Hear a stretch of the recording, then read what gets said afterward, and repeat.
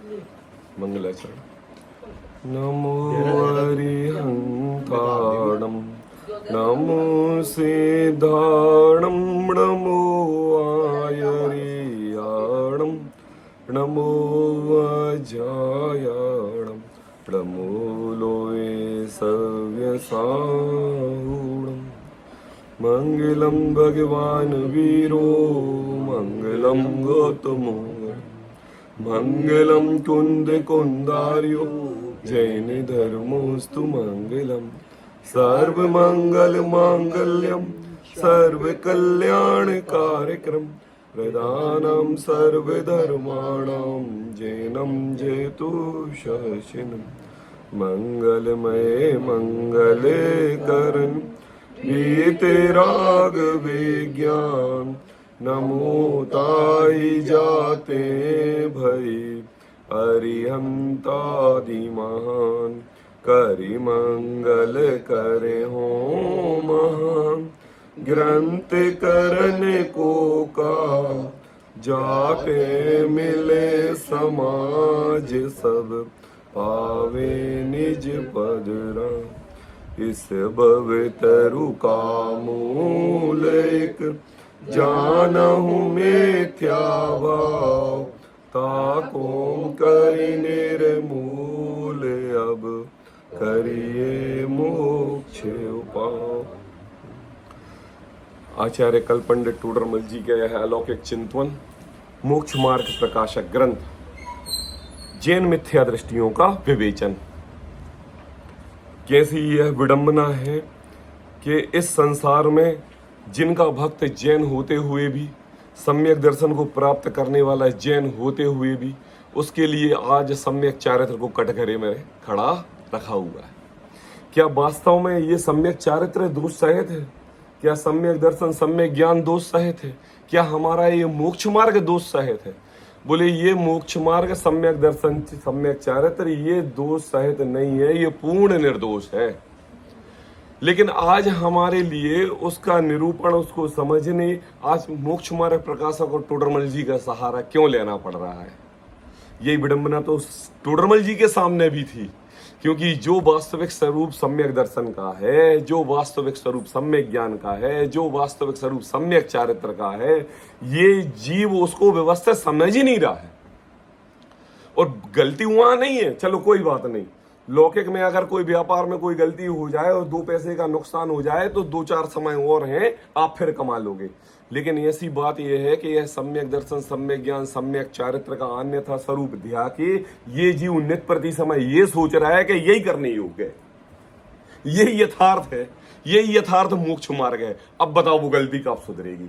नहीं सुधरेगी। कितने भाव लग जाएंगे, कितने काल लग जाएंगे, कितनी बार हम जिन और जिन भक्त जीवन भर शास्त्र स्वाध्याय करते रहेंगे, सुधरेगी?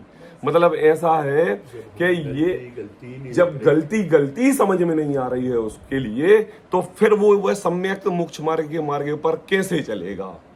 तो आज टोडरमल जी ने हमारे लिए यह सम्यक दर्शन सम्यक ज्ञान सम्यक चारित्र का यथार्थ निरूपण की बात यहाँ कर रहे हैं। तो सम्यक चारित्र के अन्यथा रूप की चर्चा अपनी चल रही है। सर्वप्रथम तो टोडरमल जी ने हमें बताया कि तुम्हें सम्यक चारित्र धारण करना है तो तुम्हारा अभिप्राय क्या है। अभिप्राय मतलब क्या मुझे जी? अभिप्राय मतलब ये चीज कि जिसके कारण आप नित्य प्रति समय 24 घंटे कार्य करते हो।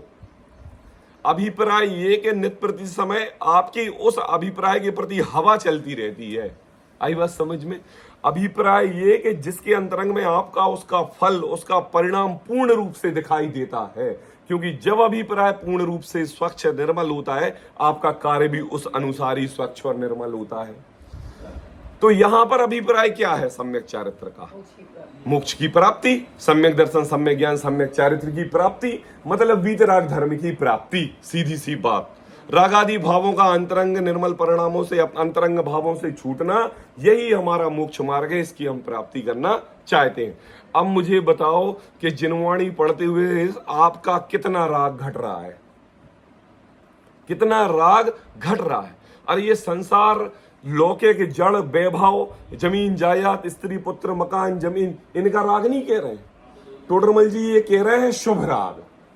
कौन सा शुभ राग? शास्त्र स्वाध्याय 3 घंटे करना है, जिन मंदिर 3 घंटे जाना है, मंदिर की व्यवस्थाएं पूरी करनी है, शिवरार्थियों की दर्शनार्थियों की व्यवस्था बराबर करती हैं, मंदिर में ये निर्माण कराना है, ये बनवाना है, ये धर्मशाला बनवानी है, ये शिखर बनवाना है। मतलब ये शुभ ही राग है ना, कोई गलत काम तो नहीं हो रहा ना, शुभ ही राग हो रहा ना। अब मुझे बताओ, क्या आप इस शुभ राग को धर्म मान रहे हो? अगर धर्म मान रहे हो तो तुम्हारा अभिप्राय राग छुड़ाने का नहीं, राग बढ़ाने का है, और उससे मोक्ष मार्ग निकट नहीं आ रहा है, अति कोसों दूर जा रहा है। क्योंकि इस संसार में अशुभ प्रवृत्ति को तो जैन धर्म क्या अन्य धर्म भी है कहता है, लेकिन ऐसा जैन धर्म है कि जो शुभ प्रवृत्ति को भी है कहता है। आई बात? अच्छा ये बताओ, केवल अशुभ को छोड़ना ये अच्छा है कि शुभ को भी छोड़ना ये अच्छा है? दुनिया कहती है अशुभ को छोड़ो, शुभ में आओ, और हमारा जैन धर्म कहता है कि भैया शुभ में आयो लेकिन शुभ को भी छोड़ो, शुद्ध में आओ। शुभ को छोड़ोगे तो अशुभ छूट जाएगा। और शुभ को छोड़ो तो किस में आओ? किस में आओ? शुद्ध में आओ। किस में? शुद्ध में आओ। अब क्या होगा उससे? अब उससे क्या होगा शुद्ध में आने से? बोले तुम्हारे अभिप्राय में शुद्धता प्रकट हो गई तो तुम्हारी क्रिया उस अनुसार बने हुए रहेगी नहीं। मतलब क्या परिणाम? अगर शुद्ध निर्मल हो गए तो अगर आप अपने अंतरंग में नित्य प्रति समय आत्मा का ध्यान है तो बताओ दुकान में मन लगेगा क्या? मंदिर में मन लगेगा क्या? है कि ये विकथा में आपस में बैठ के ये अनंत चर्चा करते हैं, इसमें मन लगेगा क्या? बोले कहीं मन लगने वाला नहीं। किस से आई है ये अभिप्राय में? शुद्ध परिणति आई ना, तब आया। और अगर शुभ परिणति रही तो क्या होगा? विकल्प। घर के विकल्प नहीं तो स्वाध्याय के विकल्प, स्वाध्याय के विकल्प नहीं तो मंदिर, देव पूजा, गुरु उपासना के विकल्प रहेंगे कि नहीं रहेंगे? टोडरमल जी कह रहे हैं कि देखो भैया, हम यहाँ पर आपको शुभ प्रवृत्ति से छुड़ाने की बात नहीं कर रहे हैं। अभिप्राय में शुद्धता प्रकट करो तो शुभ परिणाम भी निर्मल हुए बिना नहीं रहेंगे। विकल्प और विचार में क्या? बहुत देखो, विकल्प होता है परेशान और विचार होता है तत्व निर्णय। आई बात समझ में? विकल्प मतलब आपके आदरोध परिणाम हो रहे हैं, नित्य प्रति समय चल रहे हैं।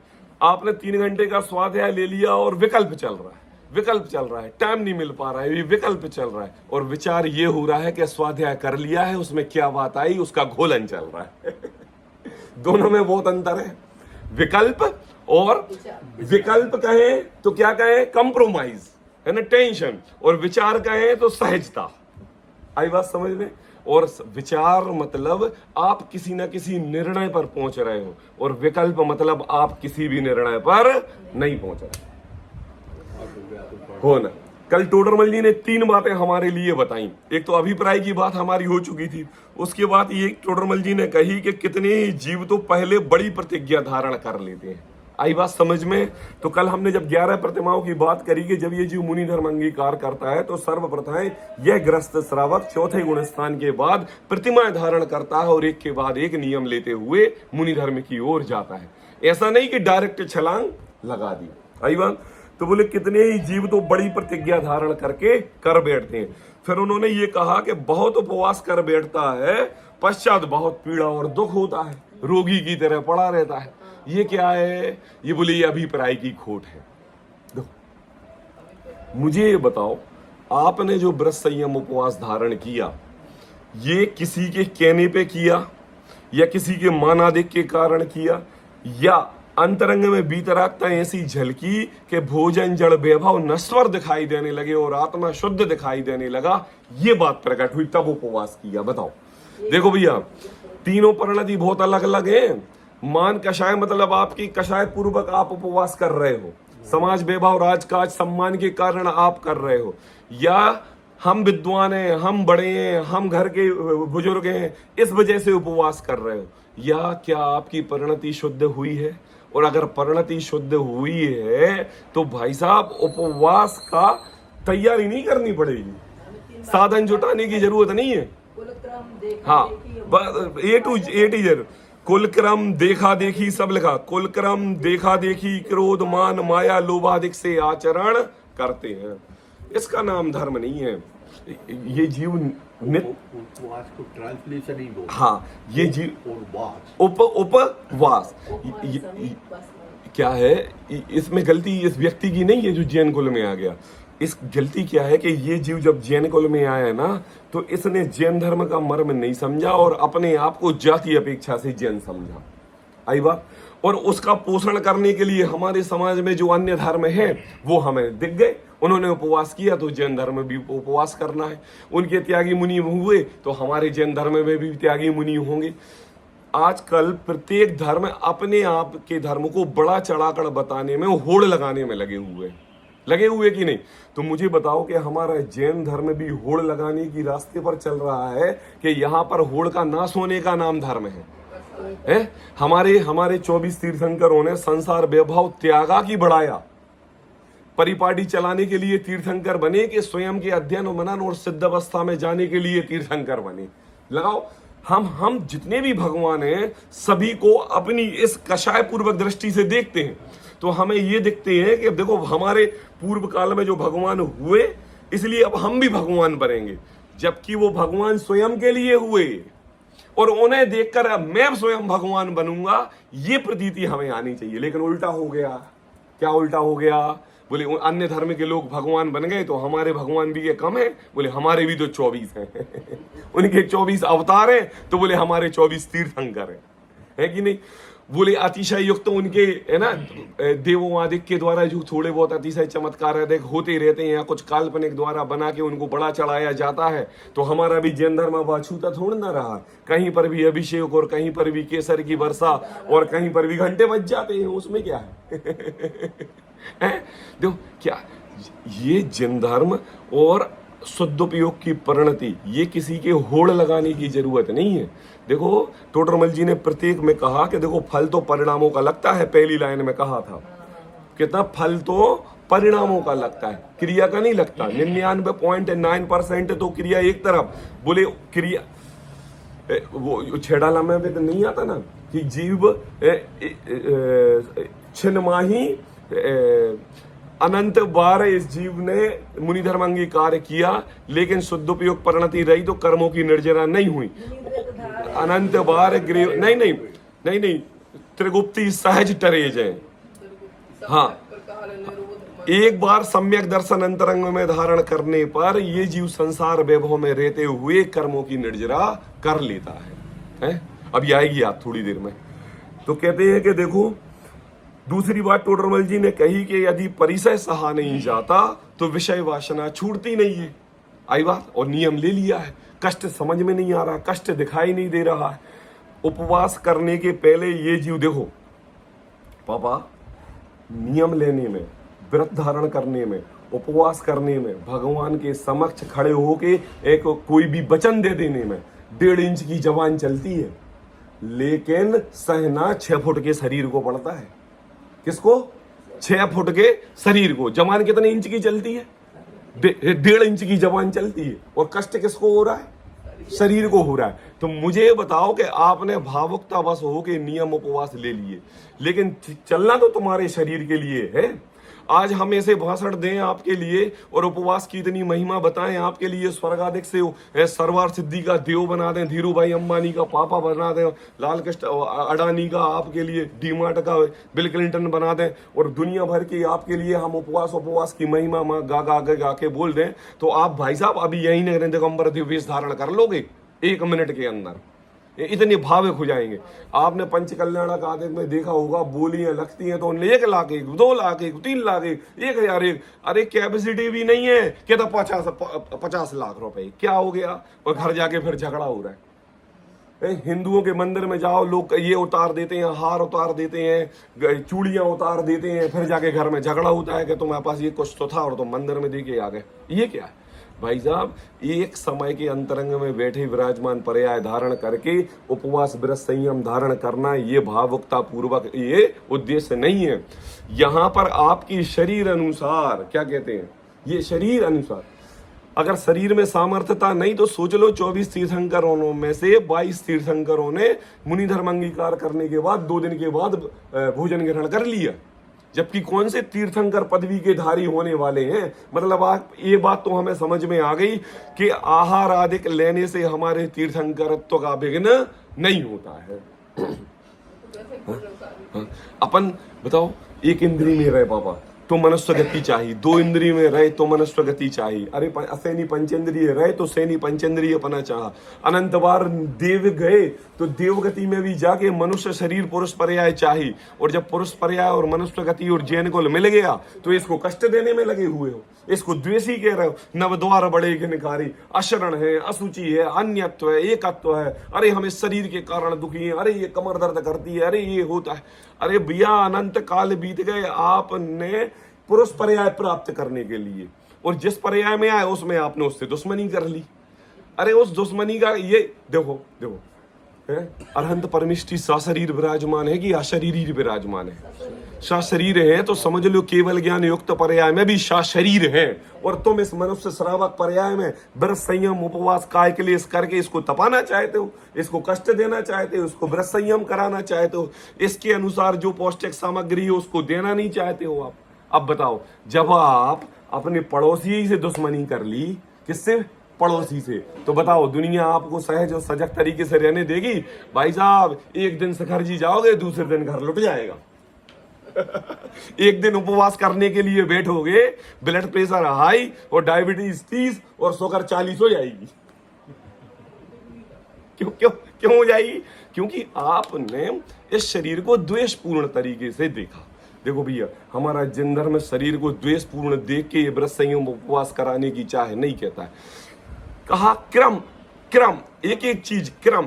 आप अपने शरीर की सामर्थ्यता समझो, उस क्रम से आप आहार आदि, जल आदि, रस आदि का त्याग करो, और जब आपकी शरीर की परिपक्वता हो जाए तो मुनि धर्म अंगीकार कर लो। नहीं होता। और शरीर में आकुलता हो, बिल्कुल, हम सोचे कि हम शास्त्र पढ़ ली में, हम अपने स्वरूप को चिंतन कर ली में, तो वो कबूल 3 काल में हो नहीं सके। और अंतरंग में विकल्प चलते रहे और बाह्य में क्रिया दिख रही है, फल 0। कितना? 0। अब टोडरमल जी ने ये कहा, देखो कहा ऐसे कितने ही पापी है ना, दुख हो प्रतिज्ञा छोड़ देते हैं, प्रतिज्ञा लेना छोड़ना खेल मात्र है, प्रतिज्ञा भंग करने का महापाप है। ये तक टोडरमल जी ने कह दिया। अब देखो, अब हमारे लिए एक चीज यहाँ ख्याल में आई कि देखो भैया, ऐसी प्रतिज्ञा करना लाभकारी नहीं है। तो अनुपम भाई सोच रहे हैं कि यार देखो, टोडरमल जी की तो हमने बात बहुत सुन ली, आखिर अब टोडरमल जी हमें ये बता दो कि ये प्रतिज्ञा धारण कैसे करते हैं। भाई निर्णय तो होना चाहिए है, समझ में तो आनी चाहिए। जब मोक्ष मार्ग प्रकाशक में हमारी गलतियां निकाल दी तो भैया तुम ही बता दो अच्छी बात क्या है। तो अब टोडरमल जी एक पैराग्राफ में हमारे लिए बहुत अच्छी बात बताने वाले हैं।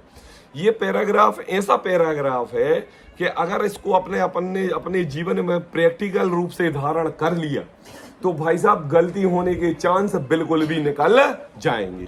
आई बात समझ में? कैसे? देखो, इस प्रकार तो पहले तो निर्विचार होकर, आई बात मिल गया ना सभी के लिए?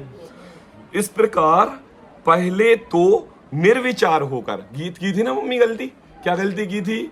भावावेश में प्रतिज्ञा ले ली थी, गलती की थी ना।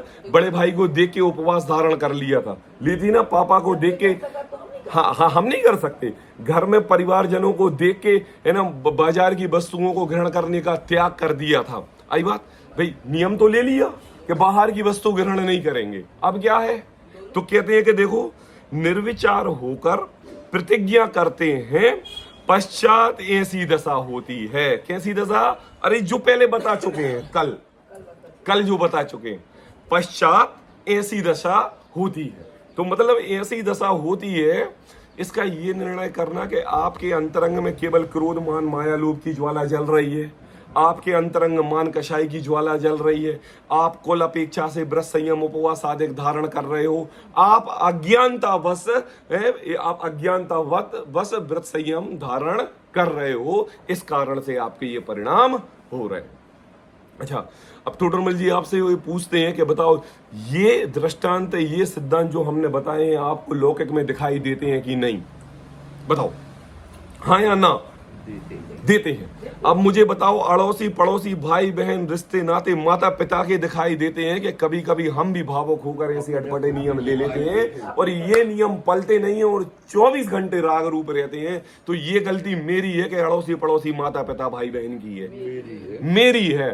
तो टोडरमल जी ने मोक्ष मार्ग प्रकाशक ग्रंथ दूसरों को मोक्ष मार्ग ले जाने के लिए नहीं बताया, प्रत्येक जीव को अपना स्वरूप ध्यान के स्वयं मोक्ष मार्गी हो इसके लिए बताया।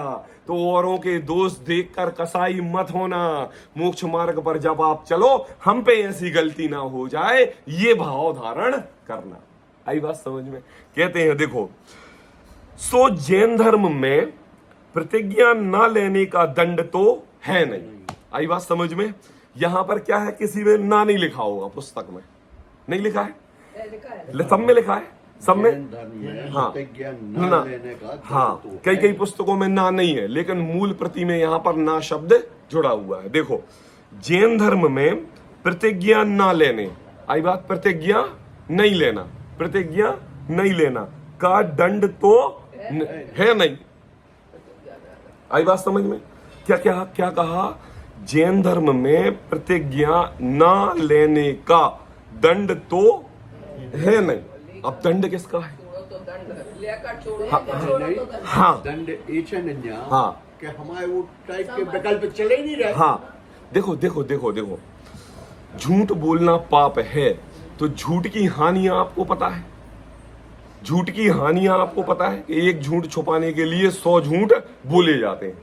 बताओ, एक झूठ में जब महापाप है तो 100 झूठ में कितना पाप लगेगा? लगेगा कि नहीं लगेगा? तो हमने झूठ नहीं बोला। अब मैं आपसे ये पूछूं कि भैया झूठ बोलना पाप है, आप हमें बताओ कि तो आपने झूठ क्यों नहीं बोला? मैं तो सत्यवादी हरिश्चंद्र हूं, जो भी बोलता हूं सत्य बोलता हूं, सत्य के अलावा कुछ नहीं कहता हूं। क्यों? कारण बताओ। तो क्या जवाब दोगे? हाँ पाप है, बसु झूठ सोती नरक पहुंचा स्वर्ग में नारद के। क्या हुआ? कहाँ गया? नरक पहुंच गया एक झूठ के बोलने से मात्र से। तो देखो भैया, जब हमें अपनी यथार्थता से झूठ के प्रति अनादर और झूठ के प्रति द्वेष रूप या झूठ के प्रति आप प्रभाव रूपी भाव दिखाई देता है, तो हमारे वचन से सत्य ही निकलता है। क्या निकलता है? सत्य ही निकलता है। अब इस चीज का मैं सत्य बोलूंगा नियम नहीं है। क्या नहीं है? नियम नहीं है। मैं सत्य बोलूंगा इसका नियम नहीं है। अब मैं आपसे ये पूछ रहा हूं कि बताओ आप कितनी जगह सत्य बोल रहे हो और कितनी जगह झूठ बोल रहे हो? देखो भैया, डर नहीं है अब आपके लिए। आपके अंतरंग में एक ऐसी तलवार लटक नहीं रही है जिसकी प्रतिज्ञा पूर्व आपने जनेंद्र देव के सामने मैं झूठ नहीं बोलूंगा ऐसा निर्णय किया था। अब झूठ बोलना पड़ रहा है, तो बताओ ऐसा डर आपके लिए है कि नहीं? नियम लेने के बाद है। और जब नियम नहीं है तो कोई डर नहीं किसी प्रकार का है। जब मन चाहा तो सच बोल दिया और जब मन चाहा तो झूठ बोल दिया कि नहीं?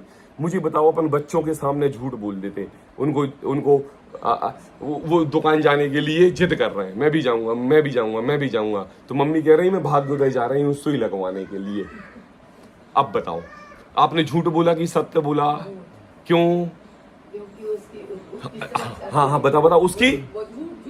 अरे भैया क्यों? ये देखो, जीवन में देखो अपने एक विद्वान का उदाहरण आता है कि जिनका बेटा ट्रेन में बैठने के बाद 18 वर्ष पूर्ण हो गया एक दिन में है, और उनको पता नहीं था, बाद में पता चला कि इसकी 18 वर्ष की आयु पूर्ण हो गई। तो वो टिकट काउंटर पर गए और उससे ये कहते हैं कि मुझे टिकट दो, क्योंकि 18 वर्ष से कम उम्र की आयु की टिकट नहीं थी और ये ट्रेन में ही 18 वर्ष का हो गया कि नहीं हो गया? ये क्या है? ये क्या है? मतलब आप और भी कुछ तरीके से बच्चे को समझा सकते हो कि नहीं समझा सकते हो? केवल इसी बच्चे से समझा सकते हो कि उसके अंदर एक सुई लगने का भय है और ये हम बोलेंगे और वो मेरा पीछा छोड़ देगा। बताओ, झूठ तो भाई साहब झूठ है। इसके लिए आप सत्य घोषित नहीं कर सकते। क्या कहते हैं? सत्य घोषित। हाँ देखो, जीव हिंसा की बात हो, एक झूठ रूपी पाप से अनंत जीवों की हिंसा रूपी कार्य बच रहा हो, तो भाई साहब हजारों पापों के, हजारों हिंसा के दोषों में एक दोष लेना कार्यकारी है। और देखो भाभी, उसका फल आपको नहीं लगेगा। ऐसा नहीं है, एक झूठ बोला है तो उस रूपी कर्म बंधन का उदय तो होगा ही होगा, और उसका आपका उदय आएगा ही आएगा। अरे तुमने सत्यता हो। लेकिन लेकिन लेकिन लेकिन लेकिन अभिप्राय ना ना ना ना ना, अभी देखो, दोष तो लगेगा, लेकिन आपके जो शुभ भाव रूपी जो कर्म बंधन उस रूप हुआ, उससे जो कर्मों का उत्कर्षण और अपकर्षण हुआ, उस कर्म बंधन की दशा पलट जाएगी। क्या कहा? जो आपको भारी रूप से उदय आने वाला था वो सहज रूप से चला जाएगा। सब एक एक चीज की लिखाई हो रही है। क्या कह रहे हैं? एक एक चीज की लिखाई हो रही, क्रिया की लिखाई हो रही है, परिणाम की लिखाई हो रही है, और सबसे ज्यादा मेन पॉइंट आपके अभिप्राय की भी लिखाई हो रही है। मुझे बताओ, एक युवा युवती का विवाह हुआ, अब शिखर जी वंदना करने के लिए जा रहे हैं। बताओ, अभिप्राय बताओ मुझे, अभिप्राय बताओ। घूमने का गिरनार जी जा रहे हैं तो बताओ, अभिप्राय बताओ। क्या आपको वहां पर नेमिनाथ भगवान प्रभु दिखाई दे रहे हैं? उनकी तपस्या दिखाई दे रही है? उनकी उच्च शिखर पर बैठे कैसे अपने अंतरंग भगवान आत्मा दिखाई दे रहे हैं? क्या हिडोलना दिखाई दे रहा है? वो क्या दिखाई दे रहा है? मस्ती दिखाई दे रहा है? व्यवस्था अच्छी है कि नहीं? ये देखो, फल तो अभिप्राय का लगेगा भाई साहब, परिणामों का लगेगा, क्रिया करने से कुछ होने जाने वाला नहीं। अच्छा, हम क्या अभी आज तक शिखर जी की वंदना अनंतों बार इतने भाव हुए कि शिखर जी की एक एक ईंट, पत्ते, एक एक रेत के कण में जाके अनंतों बार जन्मे और मरे हैं, क्योंकि वो तो शाश्वत पर्व है, शाश्वत क्षेत्र है ना। खाली पंचम काल इस पृथ्वी में इसमें भारतवर्ष में ही शिखर जी है क्या? है जिस देश में, जिस काल में, जिस प्रलय में, जब भी जो भी धारण आएगा, शिखर जी तो तीर्थ क्षेत्र शिखर जी ही रहेगा, और अयोध्या तो अयोध्या ही रहेगा। बताओ, कौन इसको नाश कर सकता है? कोई नहीं कर सकता। तो क्या हमने कई बार वहां जाके जन्म नहीं लिया? कई बार हम सिद्धालय में नहीं बैठे? क्या तो कई बार हम समोसरण में साक्षात भगवान की दिव्य ध्वनि नहीं सुनी? तो बताओ, कल्याण क्यों नहीं हुआ? क्योंकि हमने अपने अभिप्राय को नहीं टटोला। हाँ, सब नहीं, ये क्षेत्र, भरत क्षेत्र, ये क्षेत्र, उधर नहीं, ये क्षेत्र। आई बात समझ में? अब 24 तीर्थंकर में आदिनाथ प्रभु विदेश क्षेत्र के शिखर जी से मोक्ष गए कि भारतवर्ष के शिखर जी से मोक्ष गए? वो उधर अलग है, उधर विदेश क्षेत्र के 20 तीर्थंकर नित्य प्रति समय। हाँ, सब क्षेत्र ऐसा ही है, क्षेत्र ऐसा ही है। हाँ, देखो, पढ़ते हैं। सो जैन धर्म में प्रतिज्ञा ना लाने का तो दंड है नहीं। जैन धर्म में तो यह उपदेश है, जैन धर्म में तो यह उपदेश है। पहली बात, पहले तो तत्वज्ञानी हो। क्या कहा?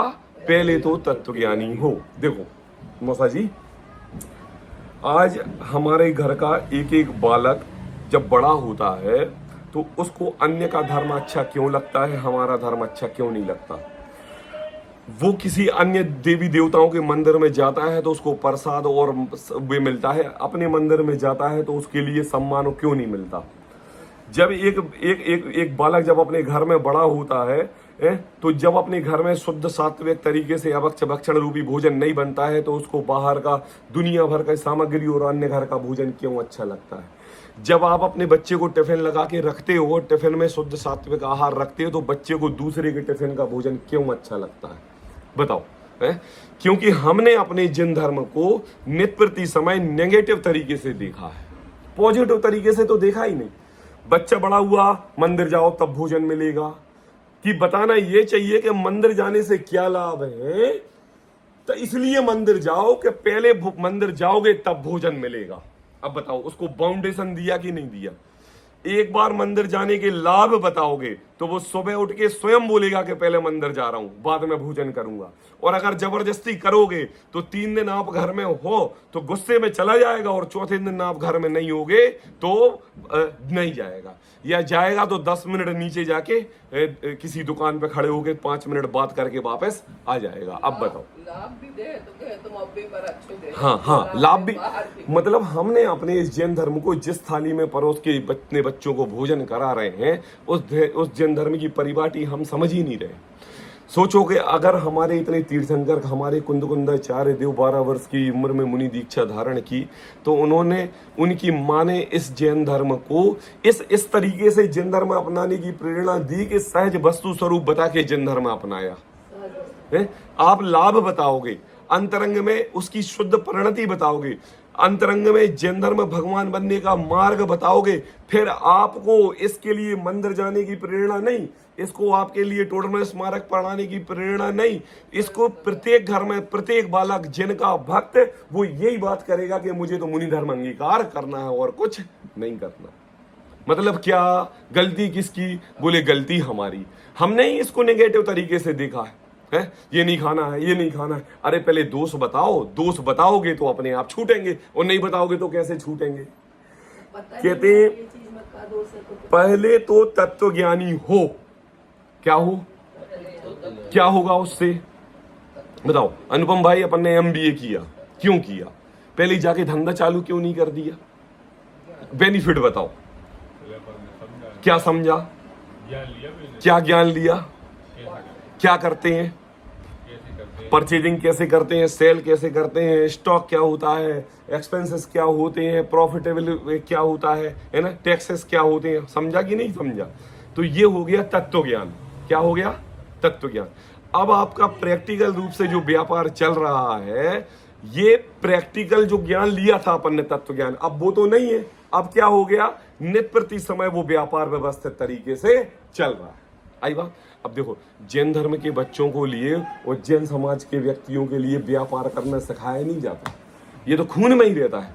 वो तो बड़े होते हैं, दुकान पे गद्दी पर बैठते हैं और अपने आप व्यापारी बन जाते हैं। बन जाते हैं कि नहीं? हाँ, अन्य धर्म के लोग हमसे कहते हैं कि भैया तुम्हारे में तो बिल्कुल बचपन से ही धंधे के गुण सिखाए जाते हैं। हमने कहा सही बात है, सिखाए जाते हैं अन्य धर्म में नहीं सिखाए जाते। ये क्या हो रहा है? मतलब आप उस चीज का तत्व ज्ञान कर रहे हो, आप निर्णय कर रहे हो। पहले तो तत्वज्ञानी हो, फिर जिसका त्याग करे उसका दोष पहचाने। अब सब लगाना प्रैक्टिकल से रूप रहे। आपने तत्वज्ञान का निर्णय किया तो आपने दोष देखे। देखो भाई, ये चीज लिक्विड आइटम है व्यापार में और इसकी मर्यादा इतनी है। अगर इसको हम अत्यधिक मात्रा में खरीद लेंगे और समय के अनुसार इसकी बिक्री नहीं हुई तो स्टॉक डेड हो जाएगा, खराब हो जाएगा कि नहीं? आपने अगर व्यक्ति विशेष को पहचान ना करके बाल पे या पैसे दे दिए और अगर ने उसकी पहचान नहीं की तो ये मेरा पैसा डूब जाएगा। आई बात? देखो क्या कर रहे हैं, जिसका त्याग करे उसका दोष पहचाने। अपने जीवन के एक एक पल से परिणति से लगा के लेना। मतलब अगर हमने उसका दोष नहीं पहचान, हमने इस व्यक्ति को उधार माल नहीं दिया, क्यों? क्योंकि उसके दोष पहचाने। आई बात समझ में? हमने कोई भी आइटम ऐसा अत्यधिक नहीं बुलाया कि जिसका स्टॉक हो जाने से बिक्री कम हो गई हो, या वो मार्केट में वो बाइक या वो गाड़ी नहीं है, स्टॉक है। तो क्या कहा कि दोष पहचाना। अब मुझे बताओ, जब दोष पहचाना तभी तो ये निर्णय करने की सामर्थ्यता, ताकत आई कि इसको नहीं बुलाना है, इसको नहीं देना है, ऐसा गलत काम नहीं करना है। संसार के मार्ग पे तो हम इतनी रुचि बहुत करते हैं अभिषेक जी, आप तो हमें बताओ ही नहीं, क्योंकि हम सब व्यापारी हैं? लेकिन सब है। लेकिन जब ये बात धर्म के मार्ग पर आए, जब ये बात व्रत संयम उपवास आदि करने की बात आए, जब ये अपने में तत्व निर्णय स्वाध्याय संयम की बात आए, तब ये क्यों जीव कुल अपेक्षा से, धर्म अपेक्षा से अपनी ज्ञान अज्ञानता का हावी हो गए, जिस कारण व्रत संयम उपवास के नियम ले लेता है। वहां आपका रुचि, आपका ज्ञान, वहां ये सब स्मार्टनेस क्यों नहीं प्रकट होती धर्म के मामले पर? उसको धर्म मानने लगता है। नहीं, ये जीव वास्तविकता में भगवान के स्वरूप को पहचानता ही नहीं। क्या कहते हैं? भगवान के स्वरूप को पहचानता ही नहीं। अच्छा बताओ, भगवान का स्वरूप पहचाने तो परिग्रह घटे कि बढ़े? और यहां बढ़ रहा है कि घट रहा है? अब बताओ मौसा जी, उल्टा हो रहा है कि सीधा हो रहा है? हम जिनेंद्र प्रभु के दर्शन करने के लिए बीतराग धर्ममय प्रतिमा देखी तो हमने देखा निर्वस्त्र रूप या शरीरी रूप से विराजमान जिनेंद्र प्रभु हैं और उनकी प्रतिमा के दर्शन करके धन वैभव जमीन जायदाद बढ़ रहा है। मुझे ये बताओ कि उल्टा नहीं हो रहा है? ये पुण्य से बढ़ रहा है। चलो पुण्य से बढ़ रहा है, आसक्ति क्यों बढ़ा रहे हो? 1% भी जाए तो व्याकुलित परिणाम क्यों हो रहे हैं? शिखर जी, वंदना सोनगढ़ आदि के दर्शन करने के लिए जाओ तो पहरेदारी के रूप में, एक चौकीदार के रूप में स्वयं के घर का एक बड़ा मनुष्य क्यों डिग रहा है? भाई सहजता से जाओ, सहज तरीके से जाओ। वंदना के लिए जा रहे हो तो ताले लगा के जाओ। क्यों नित प्रति समय ध्यान? ताले चेक कर लियो, पड़ोसी से पूछ रहे हैं भी ये ताले देखत जाइयो, चाचा भतीजों से देख रहे हैं भी ये चक्कर काटत देखत जाइयो। अब ये सोचो थोड़ा सा, ये हमारे जिनेंद्र प्रतिमा का अनादर नहीं है? ये हमारे 24 तीर्थंकर का जिनकी भक्ति नित्य प्रति समय करते हैं उनका अनादर नहीं है? ये हमारे गुरुदेवश्री जिन्होंने समय सार बताया उनका अनादर नहीं है? ये हमारे कुंदकुंदाचार्य जैसे देव जिन्होंने समय सार असीरी होने का उपाय बताया उनका अनादर नहीं है? अरे तुम जैन हो, उस जैन कुल का तुम अनादर कर रहे हो अगर तुम्हारे अंतर में बीतरागता नहीं आ रही है और राग भाव प्रकट हो रहा है। सबका अनादर है क्योंकि आपके अभिप्राय में ही दोष है। किसमें दोष है? अभिप्राय। अभिप्राय सुधारोगे, बीतरागता आए बिना रहेगी नहीं। 64 रिद्धियां नित प्रति समय कदम पर चलती हैं, लेकिन एक रिद्धियों पर भी उनका भाव नहीं होता है। ऐसे अंतरंग में प्रकट होना चाहिए। बताओ, कहते हैं देखो, जिन धर्म में तो यह उपदेश पहले तो तत्वज्ञानी हो, फिर जिसका त्याग करे उसका दोष पहचाने। त्याग करने में गुण होता है। अरे क्या बात कर रहे हो? गुण मतलब क्वालिटी मतलब है कुछ मिल रहा है। क्या कुछ मिल रहा है? चलो मैं बताऊं आपके लिए। हमने एक दिन का उपवास किया, आपके लिए क्या मिला? अपने अपने फायदे बताएंगे। अच्छा, कभी किसी ने एक पूरे दिन का उपवास किया? हाथ खड़े करो। एक भी आहार ना लिया? एक बार हाँ, एक बार अनुराग ने किया, एक बार पापा जी ने किया। अब चलो मैं अनुराग से पूछता हूं, बेनिफिट बताओ, क्या उस दिन क्या बेनिफिट मिला आपके लिए? हाँ, दुकान गए थे, घर पे थे? हाँ, देखो, त्याग करने में गुण होता है? व्यापार करने से फायदा मिलता है, तो नित्य प्रति समय फायदे पर दृष्टि रहती है कि नहीं? अब मैंने आपसे पूछा कि आपने अंसा नवमोदर वृत्ति परिसंख्यान रस परित्याग काय क्लेश किए, तो उसके अनुसार आपकी शुभास्त्र तो चल ही रहा है। शुद्ध शुद्ध रूपी भावों में आपकी दृष्टि प्रकट हुई कि नहीं? देखो, ये तो एक उपवास ऐसा चार्जर है कि एक बार फुल बैटरी चार्ज हो जाती है और उसकी नित्य प्रति समय कैपेसिटी हफ्ते भर तक चलती है। एक बार शुद्ध परिणति की निर्मलता इस जीव के ऐसी रसास्वादन होता है कि एक दिन के उपवास में ये जीव हफ्ते भर चलता है। और फिर 8 आ जाती है, और फिर 14 आ जाती है, फिर 8 आ जाती है, फिर 14 आ जाती है। अब बताओ, एक 8 अष्टमी चतुर्दशी कोई उपवास करता है तो 7 दिन बैटरी चार्ज रहती है कि नहीं? है? बताओ, रहती है कि नहीं? ये परिपाटी क्यों है? देखो क्यों नहीं रहती? क्योंकि आपने त्याग करने में गुण होता है, ये समझा ही नहीं। गुण आप नहीं समझ में आ रहा कि गुण क्या चीज है? मौसी, कुछ समझ में आ रहा गुण क्या चीज है? क्या? चलो ठीक है, मैं आपसे सबसे पूछा, सभी लोग सोनगढ़ गए थे कि नहीं गए थे? हाथ खड़ा करो, कौन कौन गए थे? सब गए थे। मौसा जी भी गए थे? मौसा जी नहीं गए थे? नहीं गए थे। हाँ, क्या गुण मिला? गुण हाँ, गए, अपन गाड़ी से गए, इतना किया, 15 दिन रहे, तीर्थ क्षेत्र की वंदनाएं की, सोनगढ़ में रहे, पंच कल्याणक देखा। आप मुझे बताओ कि हमने क्या गुण वहां प्रकट किया? किस चीज की? धर्म की। और आत्मा की तो तीक्ष्णता नहीं। और थोड़ी सी अभिप्राय में ये देखो कि आप सोनगढ़ पंच कल्याणक क्या वैभव देखने की दृष्टि से सोनगढ़ गए थे कि अहो भाग्य, एक जैसी सोनगढ़ जैसी धरा पर है जहां पर गुरुदेव श्री ने 18 वर्ष, कितने 40 वर्ष तक समय सार जैसे ग्रंथ का स्वाध्याय किया और उस स्वाध्याय की परंपरा रूपी वृक्ष बीज वहां बोया। अब वो वट वृक्ष के रूप में बड़ा हो गया है और अनंत काल तक ऐसे ही जीवों को स्वाध्याय और समय सार की महिमा गाता रहेगा। इस अपेक्षा से सोनगढ़ गए। दृष्टि का फर्क है। अभिप्राय सच्चा होगा तो फल मिलेगा, अभिप्राय खोटा होगा तो फल मिलने वाला नहीं। अब आके क्या दिखा? क्या व्यवस्था थी, क्या भोजन था, क्या एलईडी थी, क्या गाड़ी और बसें थी? अरे भाई साहब, ऐसा तो पंच कल्याणक देखा ही नहीं।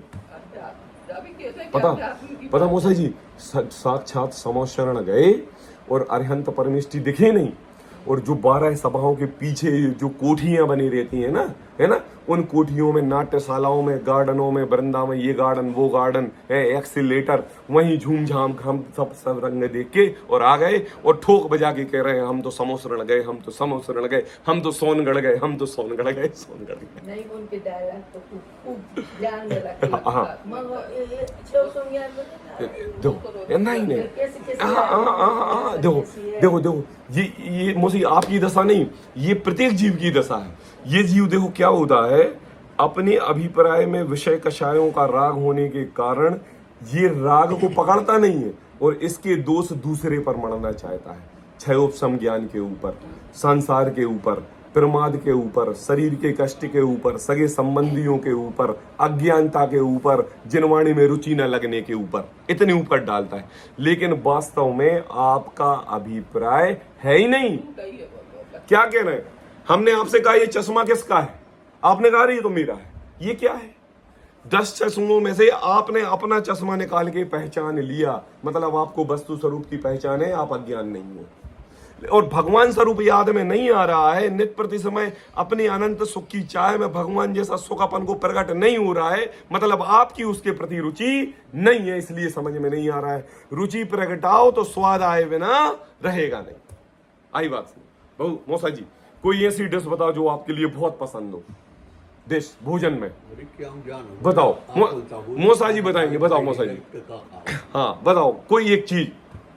हाँ मौसी बता दो आप क्या पसंद है मौसा जी को।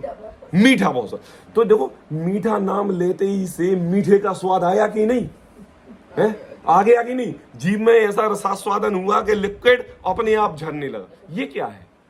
जब भगवान आत्मा का नाम लें तो अनंत सुख की एक समय की प्रकट हुई कि नहीं? बोले नहीं, उधर नहीं हुई। मतलब आपने जैसा मीठे का रसास्वादन रुचि पूर्वक किया है, ऐसे ही अपने आत्म स्वभाव का रसास्वादन रुचि पूर्वक नहीं किया, इसलिए स्वाद नहीं आ रहा है। अब तुम दोष क्षयोपशन पे दे दो तो आपकी गलती, अब आप द्वेष प्रमाद बुद्धि पर दे दो तो आपकी गलती, अब द्वेष सगे संबंधी रिश्ते नाते पड़ोसी भाई बहन बेटों पर दे दो तो आपकी गलती है, क्योंकि रुचि आपकी नहीं है। हाँ लक्ष्य अलक्ष्य रखा, क्या था? 6 उपसम ज्ञान। भाई साहब पागल को भी सम्यक दर्शन हो सकता है, क्या कह रहा हूँ, त्रियंच जीवों को भी सम्यक दर्शन हो सकता है। तो क्या हम श्रेणी पंचेंद्रिय मनुष्य गति के जीवों को नहीं हो सकता है क्या? नहीं 12 वर्ष का जीव, 8 वर्ष का, अगर युगल जी बाबू जी तो कह देते थे कि भाई साहब अगर मूंगफली छीलना जानते हो ना, इतना ज्ञान है तो तुम्हें सम्यक दर्शन प्रकट हो जाएगा, ज्यादा पढ़ने की जरूरत नहीं है। क्या मूंगफली छीलना? अब बताओ, इतना तो 6 उपसम अपने पास है, इससे ज्यादा है? बताओ मौसी, कम है कि ज्यादा है? ज्यादा है। अब क्यों नहीं हो रहा है? अब प्रकट में आई, अभिप्राय में खोड़े। टोडरमल जी इसी अभिप्राय को तो पकड़वाना चाह रहे हैं। टोडरमल जी की कोई यहाँ पर है, आप बात पकड़ो, उनकी दृष्टि को पकड़ो कि ले जाना कहाँ चाह रहे हैं। ये शास्त्र स्वाध्याय केवल ऐसा शास्त्र स्वाध्याय नहीं है कि पढ़ लिया, बाँच लिया, सुन लिया, समझ लिया, अब इसको अपन 10 साल बाद फिर से पढ़ेंगे। ये तो ऐसा प्रैक्टिकल रूपी ग्रंथ है कि रोज सवेरे होके एक पैराग्राफ पढ़ो तो दिन भर की 4 दिन की गलतियां आपकी तुरंत सहज तरीके से निकल के चली जाएंगी। ये सीधा अभिप्राय को मिटाता है। आई बात समझ में? देखो, जिसका त्याग करे उसका दोष पहचाने, त्याग करने में गुण होता है, उसे जाने तथा अपने परिणामों का यथार्थ निर्णय करे। जब गुण जानोगे तो परिणामों का यथार्थ निर्णय करोगे कि नहीं? बताओ। अनुराग भाई, दुकान कितने बजे जाते हो? 10:30। लड़के कितने बजे आते हैं? ऐसा क्यों? लड़के 11:15 पर और दुकानदार 10:30 पर। बताओ। दुकान अपनी है, आपके उसके प्रति राग है, आपका उसके प्रति प्रॉफिट का अभिप्राय है। बताओ, अलार्म लगाना पड़ा क्या? नहीं। भाई साहब, स्वाध्याय में आने के लिए 10 मिनट लेट हो गए क्योंकि 2 पूड़ी नाश्ते में करने में बची थी, लेकिन दुकान जाने में 15 मिनट अप टू डेट होके बैठ गए। क्यों? क्योंकि अभिप्राय में नित्य प्रति समय धन दिख रहा। अब क्या हुआ? किसने सजाग किया, किसने जगाया, किसने अभिप्राय में ये निर्मलता लेके आई और जिनवाणी के समक्ष क्यों लेट हो रहे थे? जिसमें रुचि थी उस रूप कार्य बना, और जिस रूप रुचि नहीं थी उस समय अब 1 मिनट तो और अब 2 मिनट तो रो, अब आ तो रहे हैं, हाँ बैठ तो रहे हैं, अब रोज ही तो सुन रहे हैं। हाँ? टोडरमल जी कह दो भाई साहब, लाइन पकड़ के केवल इतना नहीं कि हमने पढ़ लिया, उसके अभिप्राय को समझो, उसे जाने तथा अपने परिणामों का यथार्थ निर्णय करे, है ना, करे तो क्या होगा? बोले वर्तमान परिणामों ही के भरोसे प्रतिज्ञा ना कर बैठना। अरे देखो और कितनी विचित्रता बता दी है भाई साहब। बोली लगी और लाखों रुपए का दान दे दिया, घर में खाने को नहीं है। बोली लगी और ब्रह्मचर्य व्रत का धारण कर लिया। आपने देखा होगा कि जो भी ब्रह्मचर्य व्रत का रहता है तो हजारों की समाज में उसके लिए ब्रह्मचर्य व्रत बताया जाता है। क्योंकि अगर ये किसी भी प्रकार से अपने अंतरंग में परद्रव्य के प्रति रागाधिक भाव लेकर आए तो समाज इससे बोले कि तुमने भरी समाज में ब्रह्मचर्य व्रत का, ब्रह्मचर्य प्रतिमा के धारी हुए थे। आई बात 18,000 मतलब कि देखो वर्तमान परिणामों ही के भरोसे प्रतिज्ञा ना कर बैठना। क्या कहा?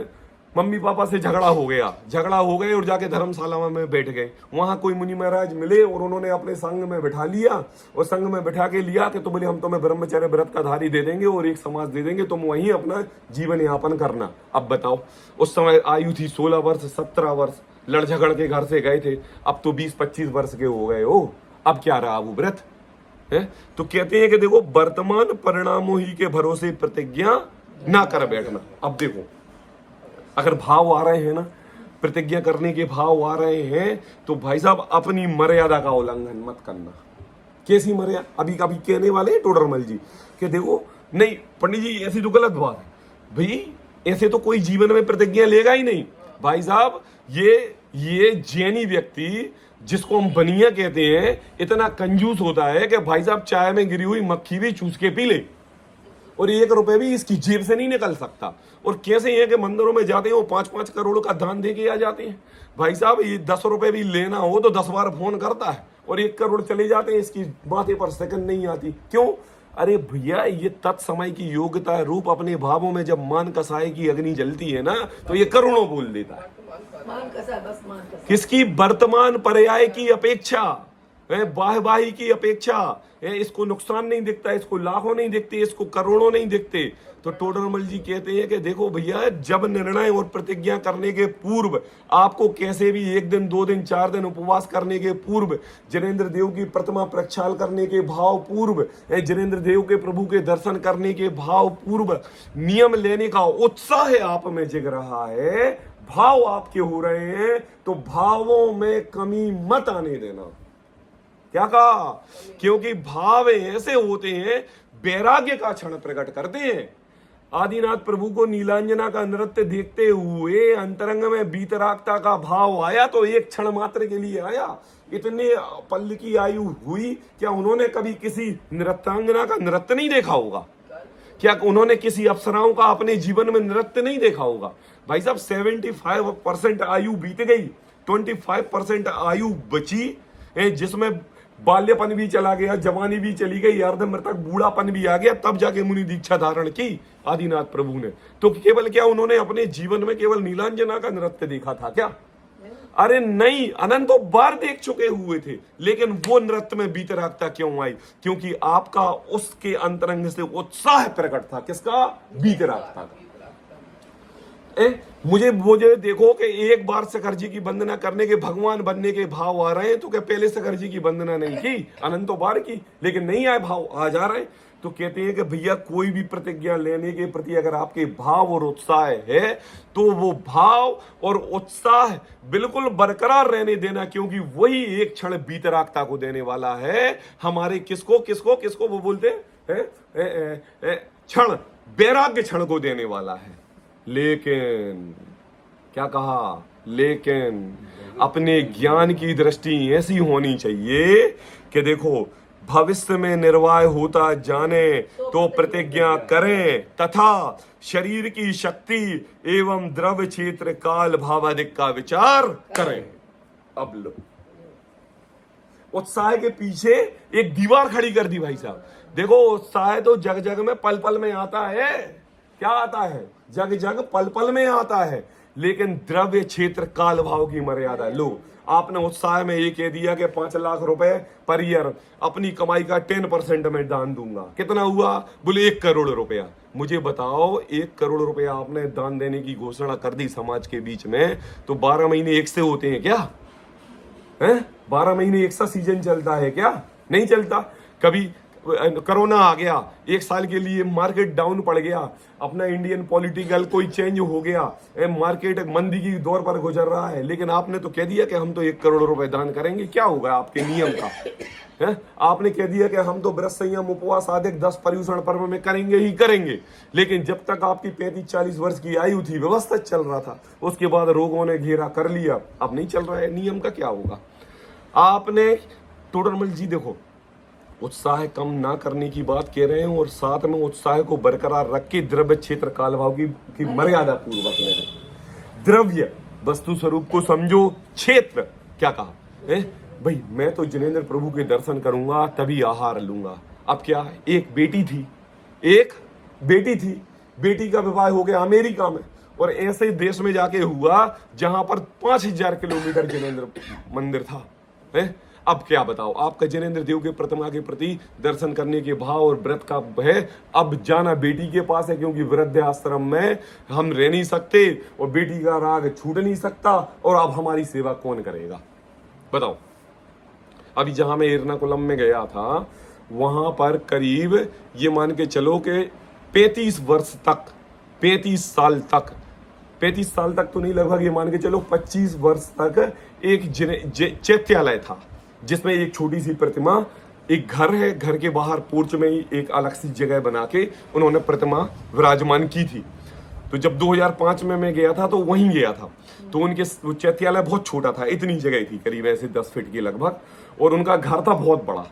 तो जितना भी स्वाध्याय की जब जो भी काम होते थे बस उनके हॉल में होता था, और जिनेंद्र प्रतिमा के दर्शन और पूजन वहां चैत्यालय में होते थे। अब वो चैत्यालय आया कहां से भाई? वहां पर वो मलेच्छ देश जहां पर पूरा नॉनवेज और सी फूड का पूरा है, और वहां पर कुछ जैन लोग नौकरी के बहाने वहां चले गए। आई बात समझ में? लेकिन नौकरी लगी तो ये हो जाता है कि देखो भैया, जिस क्षेत्र में जेजुई जाता है उस क्षेत्र से उसको थोड़ा सा राग हो जाता है। अब वहां से छोड़ने के भाव नहीं आए। अब उन्होंने ये कहा कि उन्होंने अपने 10-15 वर्ष तो ऐसे ही बिना जिनेंद्र देव के बिता लिए। अब उनकी माता श्री थी राजस्थान में, अब माता जी हुई वृद्ध, तो माता जी से कहा कि चलो भैया बेटे के साथ रहना। तो माता जी ने कहा मेरी तो दर्शन प्रतिमा है और मैं बिना दर्शन के भोजन ग्रहण नहीं करती। अब क्या करें? तो उन्होंने क्या किया कि माता जी के दर्शन के लिए राजस्थान से एक प्रतिमा जी लेके गए और वहां पर घर के बाहर ही चैत्यालय बनाया, और 20 वर्ष हो चुके थे, सक्षम हो चुके थे, पैसे वाले सब हो चुके थे। अब वहां पर उन माता जी के दर्शन प्रतिमा के कारण एक जैनेन्द्र चैत्यालय का निर्माण हो गया, और उस निर्माण होने से कम 20 घर के लोग और जुड़ गए, जिनको ये नहीं पता था कि यहाँ जैन मंदिर है। जैसे ये लोग रह रहे थे अनछुए 15 वर्ष से, ऐसे ही वो लोग भी अनछुए 15 वर्ष से जैन नाम के धारी होते हुए विचरण कर रहे थे। लेकिन एक जैन मंदिर आते ही से समाज जुड़ने लगी, एकत्रित होने लगी, विद्वान बुलाने लगे, पर्युषण पर्व पर प्रवचन आदि होने लगे, और आज इन 15 वर्षों में इतना बड़ा मंदिर बनाया है 10 करोड़ 12 करोड़ रुपए का, कि वहां जमीनों की कीमतें, और इतना बढ़िया हाईटेक क्वालिटी का मंदिर बनाया, अच्छी बड़ी प्रतिमा लेके, कि आप देख के हैरान रह जाओगे कि ऐसे केरल एर्नाकुलम जैसे क्षेत्र में भी इतना भव्य जैन मंदिर हो सकता है। धर्मशाला से लेके हर चीज व्यवस्थित बिल्कुल उन्होंने बनाई। भाव देखो, एक जीव के दर्शन प्रतिमा के नियम से व्यवहार दर्शन प्रतिमा, मतलब अपन ये कह सकते हैं व्यवहार दर्शन प्रतिमा के नियम से आज वहां जैन धर्म का डंका बोल रहा है। अगर ऐसे ही प्रत्येक श्रावक के अंतरंग में जैन प्रतिमा के प्रति राग और जैन दर्शन के भाव आ जाएं, तो भाई साहब ये भारत वर्ष जैसे अनंतों वर्ष पूर्व पूरा जिनेंद्र देव के काल से और जिनेंद्र जैन के भक्त से सुशोभित था, ये भारत वर्ष भी वैसा ही सुशोभित हो जाएगा। परिणाम तो जगह, अरे यहीं बैठे वर्ष दर्शन करने के भाव नहीं होते, बताओ अब वहां जाके कैसे होंगे? यहीं बैठ के नहीं होते, वहां जाके कैसे होंगे? मुझे बताओ, कभी दुकान की व्यस्तता में जैन मंदिर छूट जाता है तो ऐसा लगता है कि आज 2 रोटी कम खाई? ऐसा लगता है कि आज ऐसा 90 डिग्री का बुखार आ गया हो? ऐसा लगता है कि आज ब्लड प्रेशर कम और शुगर डायबिटीज ज्यादा बढ़ गई हो, ऐसा लगता है कभी जिनेंद्र प्रभु के दर्शन भूल गए धोखे से करना? तो मतलब अभिप्राय में खोट है। और हम जिनेंद्र के भक्त हैं, मोक्ष मार्ग भगवान बनना चाहते हैं, इन दोषों को तो भाई साहब श्रावक की दशा की अवस्था में निकालना पड़ेगा, क्योंकि आगे जाने वाले सम्यक दर्शन से बाद रास्ता बहुत कठिन है। और अभिप्राय सहज और सुलभ रहेगा तो वो रास्ता भी सरल दिखेगा, और अभिप्राय में खोट रहेगी तो श्रावक धर्म भी बिगड़ा हुआ है, फिर तो मुनि धर्म कैसे नहीं बिगड़ेगा। कहते हैं भविष्य में निर्वाह होता जाने तो प्रतिज्ञा करे, तथा शरीर की शक्ति द्रव्य क्षेत्र काल भावादिक का विचार करे। इस प्रकार अनुपम भाई टोडरमल जी ने इस 1.5 पेज का पूरा निचोड़ निकाल के हाथ में दे दिया, पूरा सारांश। इस प्रकार विचार करके फिर प्रतिज्ञा करनी मौसा जी, वह भी ऐसी करनी, देखो, जिससे प्रतिज्ञा के प्रति निरादर भाव ना हो। क्या कह रहे हैं? मौसी ने प्रतिज्ञा ली, बहू और बेटा इतने परेशान हो गए कि भाई साहब कभी जीवन में उनने प्रतिज्ञा करने की सोची तो तुरंत मौसी दिख रही है, अरे 8-13 4 बजे से भोजन और ये और वो। जब जब मम्मी ने प्रतिज्ञा ली तब तक तो हमारा मंदिर ही छूट गया है। ये प्रभु, हम तो ये 16 से परेशान है। क्या क्या क्या मतलब आपने अपने अंतरंग में व्रत संयम उपवास धारण करके क्या प्रकट किया? आपने तो पाप बंद किया ही, साथ में सामने वाले जीव के प्रति भी उस उपवास के प्रति क्या निरादर भाव पैदा कर दिया कि नहीं कर दिया? दो काम गलत हुए कि नहीं? तो टोडरमल जी ने कहा जिससे प्रतिज्ञा के प्रति निरादर भाव ना हो और परिणाम चढ़ते रहे, ऐसी जिन धर्म की आमनाएं। अरे भैया, नित्य प्रति समय जिनेंद्र प्रभु को देखो, तीर्थंकर को देखो, क्या उन्होंने अपने जीवन में व्रत संयम नहीं लिया होगा? और कैसा लिया होगा? कि ऐसा व्रत संयम लिया होगा कि जिसको देख के अनंत जीवों के अंतरंग में व्रत संयम लेने के भाव आए होंगे। ऐसा नहीं लिया होगा कि आपके व्रत संयम को देख के आपके घर के बहू बेटे नाती पोते बिगड़ जाएं। आई बात समझ में? अच्छा, तो आज ये विशेष चर्चा टोडरमल जी ने नियम कैसे लेते हैं उसकी बात बताई। इसकी विशेष चर्चा अपन और कल करेंगे। सहजानंद